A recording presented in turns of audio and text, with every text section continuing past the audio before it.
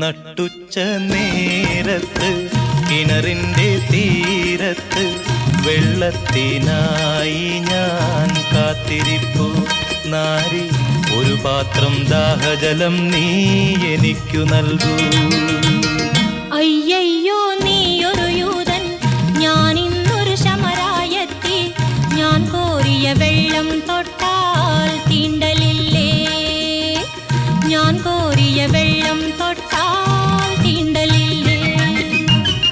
അറിയുന്നില്ലേതും നീ എന്നോട് നീ ചോദിച്ചാൽ ജീവന്റെ ജലം കോരിത്തരുമല്ലോ ഞാൻ. ജീവന്റെ ജലം കോരിത്തരുമല്ലോ ഞാൻ.